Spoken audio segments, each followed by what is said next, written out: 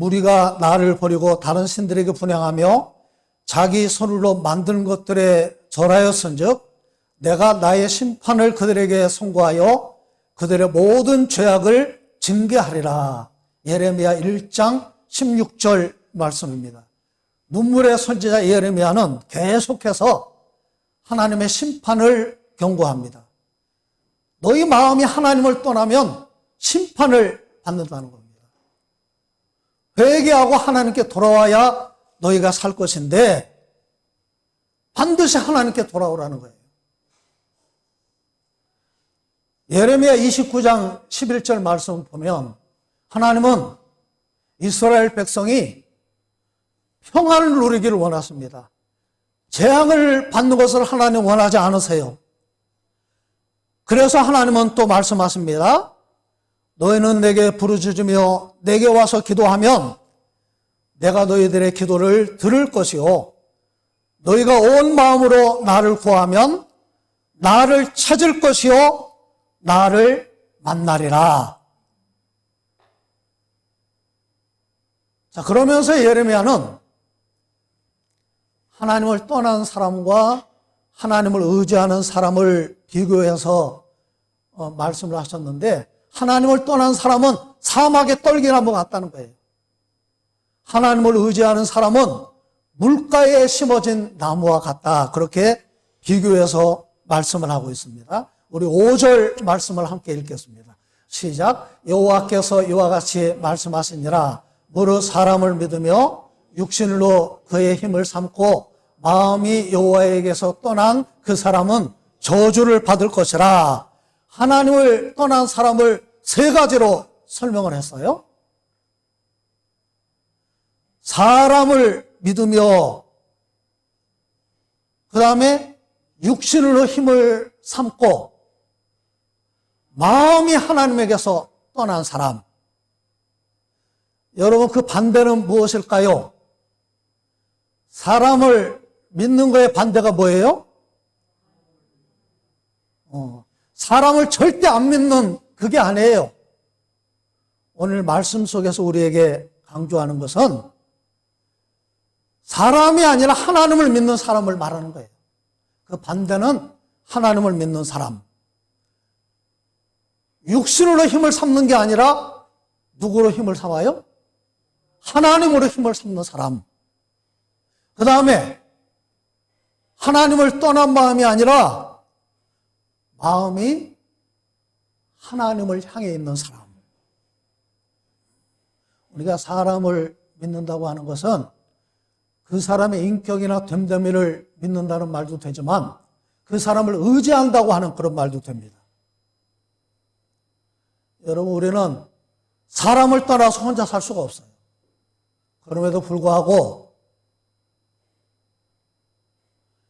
사람을 의지하면 반드시 우리는 실망을 합니다. 너희는 인생을 의지하지 말라. 그의 호흡은 코에 있나니 새말 가치가 없느니라. 이사야 2장 22절. 귀인들을 의지하지 말며 도림이 없는 인생도 의지하지 말지니 그의 호흡이 끊어지면 흙으로 돌아가서 그날에 그의 생각이 소멸하리로다. 시편 146편 3절 4절. 자, 여기서 이제 우리가 사람을 자기 힘을 의지한다고 그랬는데 돈을 의지하는 것도 여기에 포함이 될 수도 있죠. 우리가 물질이 반드시 필요합니다. 그러나 물질은 잘 이용을 해야지 섬기면 안 된다는 거예요.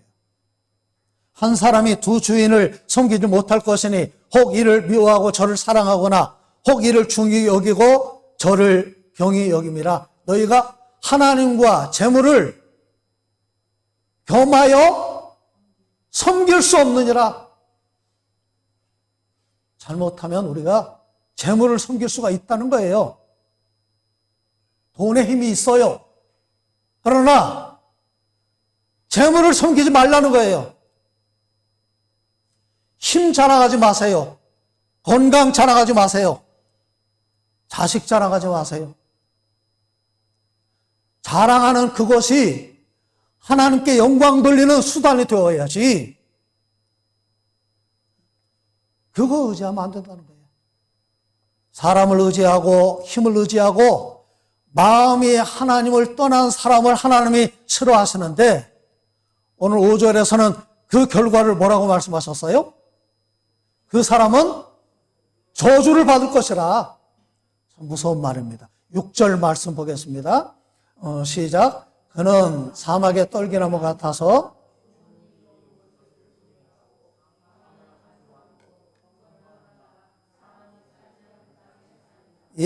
하나님을 떠난 사람은 사막의 떨기나무와 같다. 사막의 떨기나무 같은 삶을 살게 될 것이라는 거예요. 바짝 말라서 비틀어진 나무, 작고 볼품없는 그 떨기나무, 히브리어로 아르라고 하는 말은 발가벗다, 가난하다 그런 뜻이 있어요. 그런 비참한 삶을 살게 될 것이다. 좋은 일을 보지 못한다는 겁니다. 광야, 간조한 곳, 황무지를 말하는 거예요. 바짝 마른 땅입니다. 건건한 땅, 염분이 없는 땅, 쓸모없는 땅을 말합니다. 사람이 살지 않는 땅에 살게 될 것이다.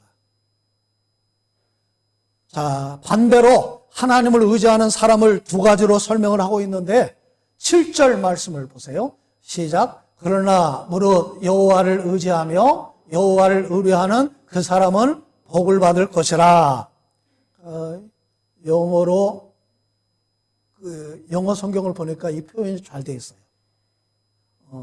의지, 의뢰라고 하는 말이 trust, 그 다음에 confidence라고 되어 있어요. 그러니까 신뢰한다, 확신한다. 이 단어들은 단순히 그냥 믿는다는 말보다 더 강한 말인데 철저하게 복종한다 그런 뜻이 있다고 합니다. 그 다음에 비밀을 털어놓는다고 하는 그런 뜻이 있대요. 우리가 하나님을 의지하는 것은 철저하게 그분께 우리를 맡기는 겁니다. 내 비밀을 털어놓는 거예요. 우리 찬송가 539장에 그런 찬송이 있지요. 너 예수께 조용히 나가 내 모든 짐 내려놓고 주 십자가 사랑을 믿어 죄 사함을 너 받아라. 주 예수께 조용히 나가 내 마음을 쏟아놓으라. 늘 은비를 보시는 주님 큰 은혜를 베푸시리. 십자가 앞에 내 짐을 내려놓으라는 거예요. 그분을 의지하라는 겁니다. 내 마음을 그분께로 향하라는 거예요. 그것이 의지고 의뢰인데 한문에 보니까 재미가 있습니다. 사람 인자에다 옷 이자가 의지한다고 하는 의자예요. 사람이 옷을 입듯이 기댄다는 거예요.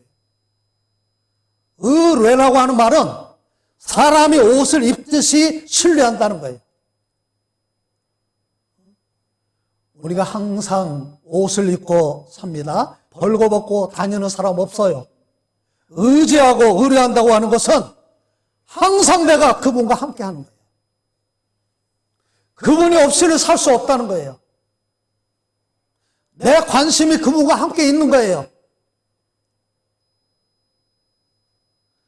우리는 관심 있는 것을 말하고 생각하고 그것에 집중하게 되어 있습니다. 저는 제 딸들에게 관심이 있어요. 제 아내에게 관심이 있습니다. 저는 어렸을 때 바둑 두는 거를 좋아했는데 고등학교 졸업하고 거의 바둑을 지금까지 둔 적이 없어요. 그런데 제가 어렸을 때 좋아했던 그 바둑에 관심이 있어요. 바둑에 대한 이야기를 들으면 압니다. 우리가 그런 거예요. 이게 남자들이 도저히 이해를 못하는 그런 것들이 있어요. 그런데 여자들은 척 보면 알더라고요. 그 사람이 지금 옷을 뭐를 입었는지, 뭘 이렇게 걸쳤는지 뭐를 차고 있는지, 집 안에 들어가도 남자들은 뭐가 바뀌었는지 몰라요. 근데 여자들은 한눈에 알더라고요. 저 사람 머리를 볶았는지, 머리를 폈는지 남자들은 잘 몰라요. 이제 박찬일 집사님이 머리를 염색을 했는지 안 했는지 우리는 잘 몰라요. 그런데 기가 막히게 여자들은 잘 알더라고요. 우리가 신앙생활은 끊임없이 그분을 의지하는 것인데 항상 그분께 관심을 가지는 거예요. 안테나의 초점을 그분께 맞추는 거예요.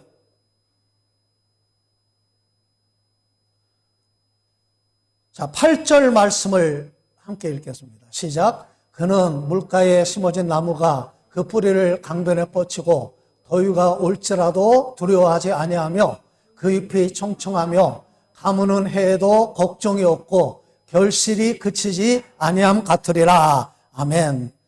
자, 물가에 심어진 나무와 같은 삶을 살게 될 것이라고 말씀을 하고 있습니다. 이게 시편 1편 3절하고 똑같은 말씀입니다. 그는 시냇가에 심은 나무가 철을 따라 열매를 맺으며 그 잎사귀가 마르지 아니함 같으니 그가 하는 모든 일이 다 형통하리로다. 아멘.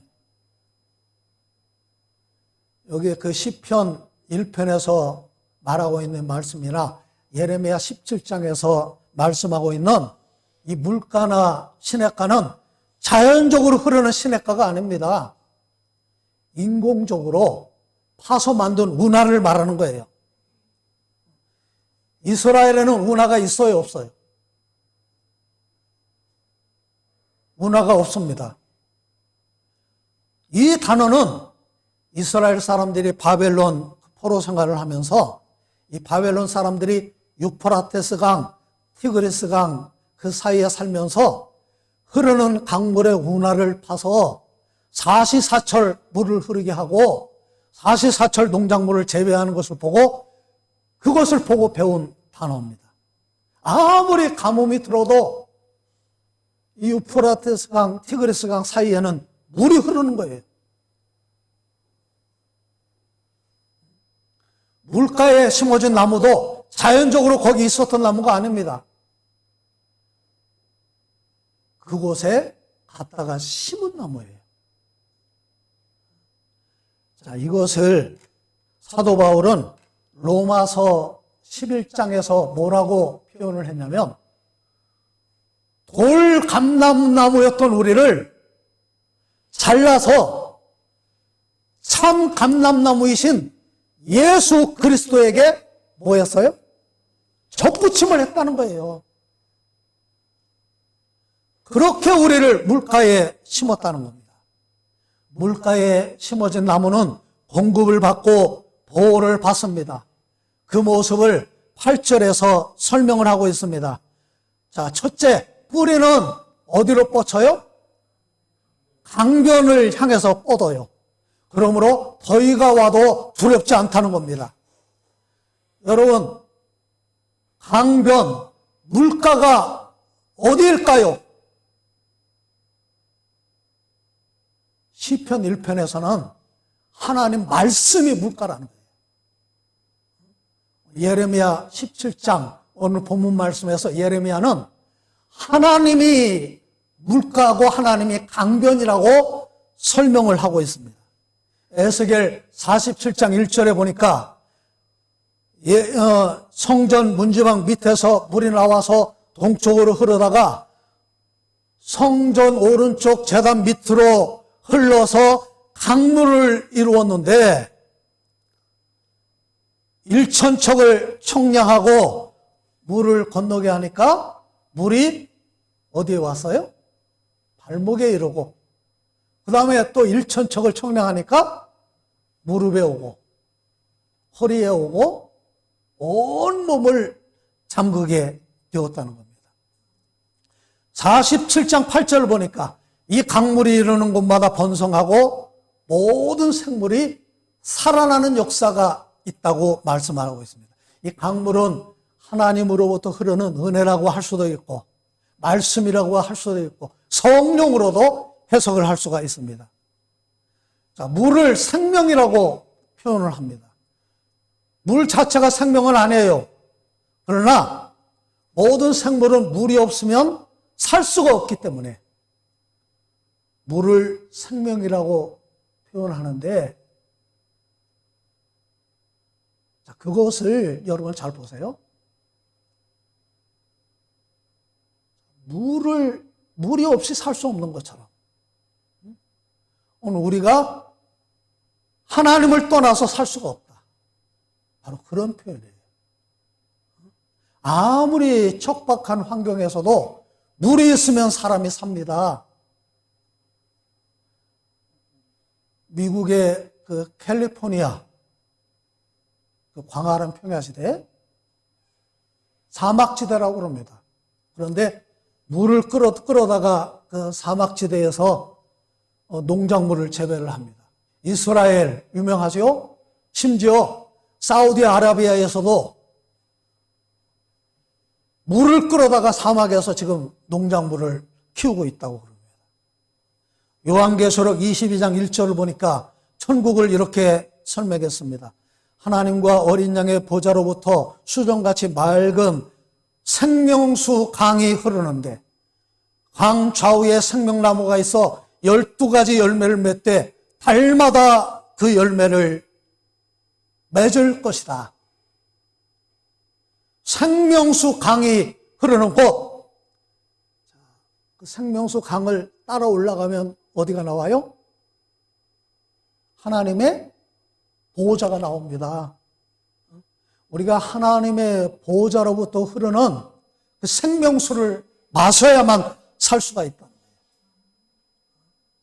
사마리아 수가성 여인과 대화하시면서 여러분 그 말씀 속에서 무엇을 말씀하고 있습니까? 예수님이 생명수 선물이라는 거예요. 내가 주는 물을 마시는 자는 영원히 목마르지 아니하리니 내가 주는 물은 그 속에서 영생하도록 솟아나는 샘물이 되리라. 나를 믿는 자는 성경의 이름과 같이 그 배에서 생수의 강이 흘러 나오리라. 주님이 십자가에서 흘리신 그 보혈의 피가 생수의 강이 되어서 흐르고 있다.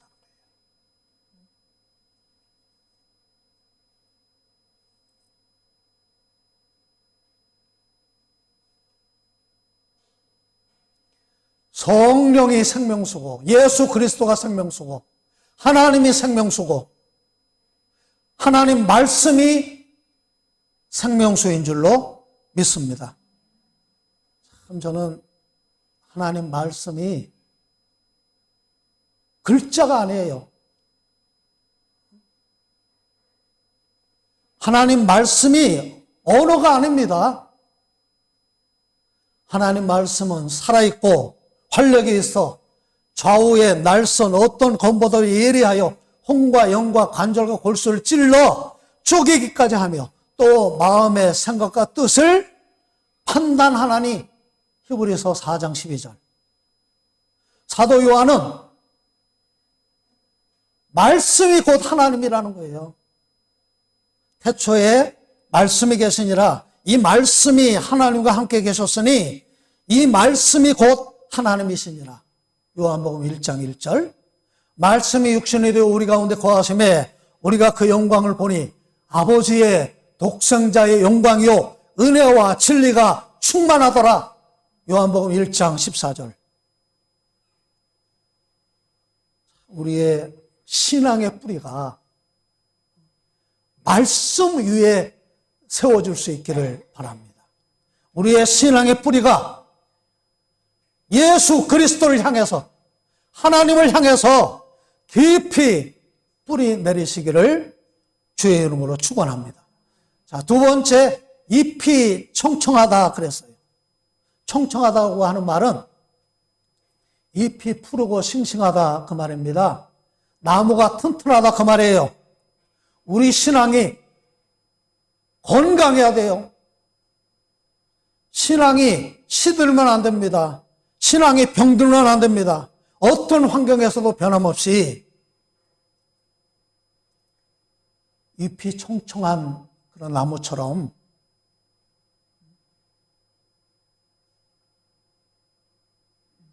신앙생활하는 저와 여러분들이 될 수 있기를 바랍니다.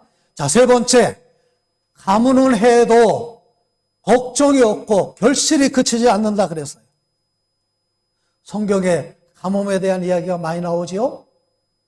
창세기에 보니까 7년 동안 가뭄이 들었어요.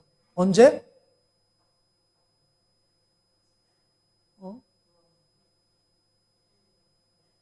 요셉 때.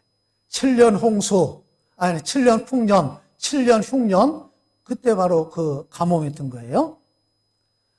자, 열왕기상 17장을 보니까 엘리야 때에 몇 년 동안 가뭄이 들었어요? 3년 6개월.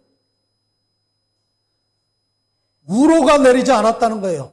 비와 이슬도 내리지 않았습니다. 모든 물이 마르고 심지어 엘리야를 하나님이 어디로 보내셨어요? 무슨 시냇가? 그렇죠. 그릿 시냇가로 보내셨는데 그릿 시냇가도 말라버립니다.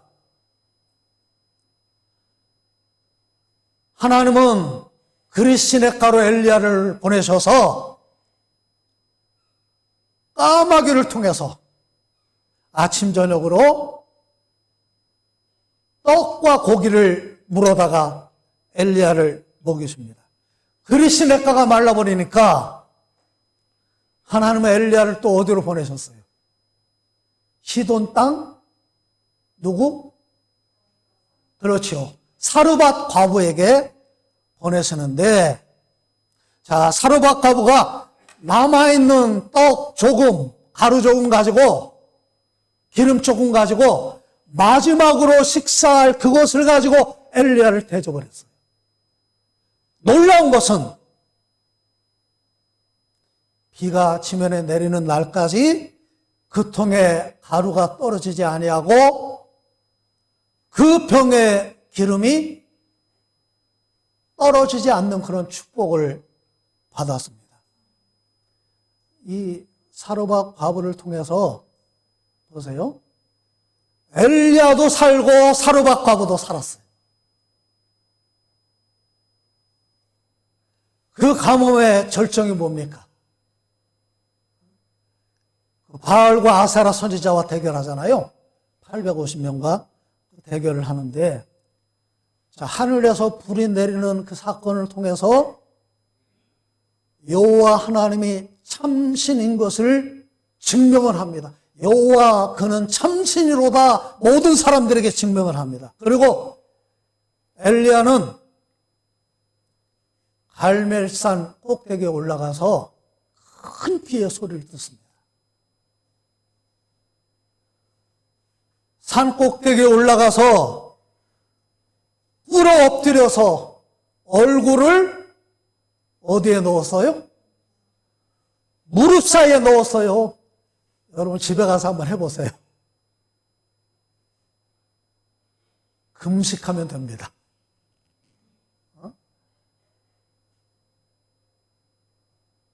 그렇게 간절히 하나님 앞에 기도할 때 3년 6개월 가뭄이 끝납니다. 그 사건을 야고보서에서 이렇게 말씀하고 있습니다. 엘리야는 우리와 성정에 같은 사람이로되 그가 비가 오지 아니하기를 간절히 기도한즉 3년 6개월 동안 땅에 비가 오지 아니하고 다시 기도하니 하늘이 비를 내리고 땅이 열매를 맺었느니라. 아멘. 루이자라고 하는 사람이 1850년에 태어나서 미국으로 이민을 갔습니다. 거기서 결혼을 해서 4살 난 딸과 함께 뉴욕에 있는 롱아일랜드 해수욕장에 놀러 갔어요. 막 그 일광욕을 즐기면서 쉬고 있는데 갑자기 비명소리가 들렸습니다. 그래서 깜짝 놀라서 보니까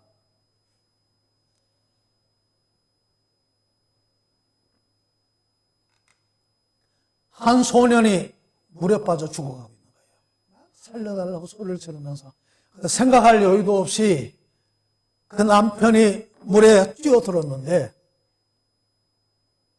뛰어들었다가 나오질 못했어요. 나중에 시체를 건져가지고 보니까 그 아이가 결사적으로 이 사람을 붙들어서 둘 다 죽은 거예요. 여러분, 얼마나 기가 막힌 상황입니까? 루이자는 일주일 동안 식음을 전폐하고 하나님 앞에 부르짖었습니다. 하나님, 이럴 수가 있습니까?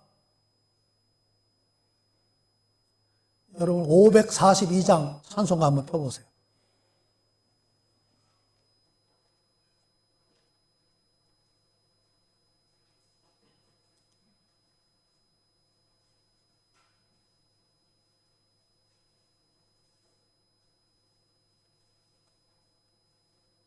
예, 우리 1절만 같이 한번 부르겠습니다. 시작. 구주 예수 의지함이 심히 기쁜 일일세 홍생 허락받았으니 의심 아주 없도다. 예수 믿는 것은 받은 증거 많도다. 예수 귀한 예수 믿음 더욱 주소서.